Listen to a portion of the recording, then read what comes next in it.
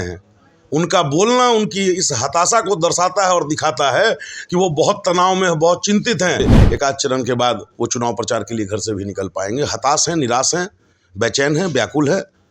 और इसी बेचैनी और व्याकुल में चूंकि जब कोई जनाधार नहीं बचता दिख रहा है, विरासत में सियासत मिली है, लेकिन जिस तरह से पिछले 3 चरणों के परिणाम को देखते देखते तीसरे चरण तक में जो है नया कीर्तिमान 12 तारीख को आदरणीय प्रधानमंत्री मोदी जी के रोड शो में देखने को मिलेगा पाटलिपुत्रा की सड़कों पे। और ग्रुप जो सोचता है वो करता है, आपके अपने सपनों का आशियाना। तेजस्वी यादव चिराग पासवान पर आरोप लगा रहे हैं कि बीजेपी के गोद में जाके बैठ गए और बीजेपी ठग रही है उन्हें। ऐसा है कि चिराग पासवान जी ने अपने आप को साबित किया है कि वो न केवल योग्य पिता की योग्य संतान है, बल्कि राजनीतिक तौर पे भी उन्होंने अपनी राजनीतिक क्षमता का बेहतरीन प्रदर्शन किया है। तेजस्वी जी को भी विरासत में सियासत मिली है, लेकिन जिस तरह से पिछले 3 चरणों के परिणाम को देखते देखते तीसरे चरण तक में जो है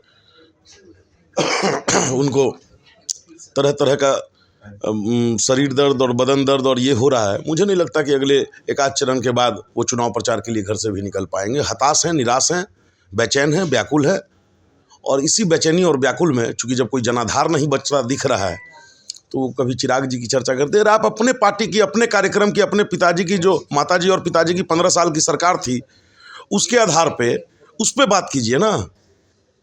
आप दूसरे के अन्य जो राजनीतिक दल हैं जिनका अपना एजेंडा है, जिनका अपना कार्यक्रम है, आप उनकी चिंता क्यों कर रहे हैं? बहुत बड़ा अवसर मिला था आपके माताजी और पिताजी को। 15 साल बिहार की जनता ने जनादेश दिया था, लेकिन वो जो उस 15 साल के पाप के परिणाम है वो आपका पीछा नहीं छूटने वाला। तेजस्वी जी कदापि नहीं छूटने वाला। लेकिन तेजस्वी एकदम पूरे डटे हुए हैं कि किसी को भी बुला ले, इस बार 40 की 40 सीट हम ला रहे हैं। देखिए ऐसा है ना, ये 2014 से हम लोग लगातार देख रहे हैं। 14 में भी ये लोग यही कर रहे थे, फिर उसके बाद 19 में भी ऐसे ही कह रहे थे और कर रहे थे। आपको पता है, बहुत स्पष्ट है कि हमारा मैंडेट बढ़ के आया और पुनः इस बार बिहार में 40 की 40 और देश में 400 पार का परिणाम 4 तारीख को देश की जनता भी देखेगी, हम भी देखेंगे और आप भी देखेंगे। 12 तारीख को प्रधानमंत्री मोदी पटना आ रहे हैं जी। भव्य स्वागत के लिए आप लोग तैयारी कर रहे हैं, कैसे कैसे क्या प्रोग्राम? देखिए, मैं एक बात बड़ी स्पष्टता से आपको कहना चाहूँगा कि हम लोग से, आपका आशय भारतीय जनता पार्टी के कार्यकर्ताओं से है, हम लोगों की जो तैयारी है वो मुश्किल से 10% है।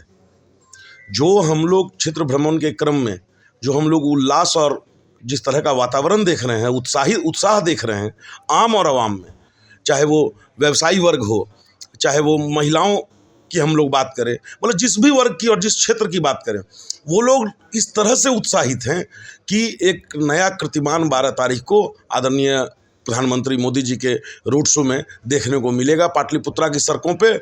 और सब ये जो आंधी, जो ये बयार उनके रोड शो के कार्यक्रम की होगी, उसमें सब उड़ जाएंगे। तेजस्वी यादव कह रहे हैं प्रधानमंत्री आ जाए या और कोई आ जाए, कोई फर्क पड़ने वाला नहीं है। तो जब नहीं फर्क पड़ने वाला है तो बोल क्यों रहे हैं?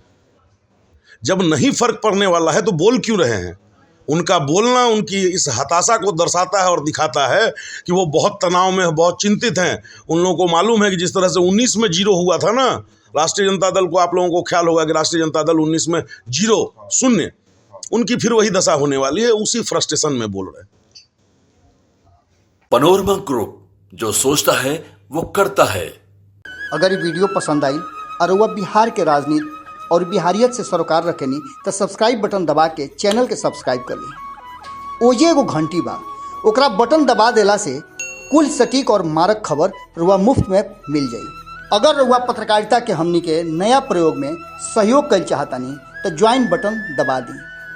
पेटीएम नंबर नोट कर ली 9386816700। धन्यवाद।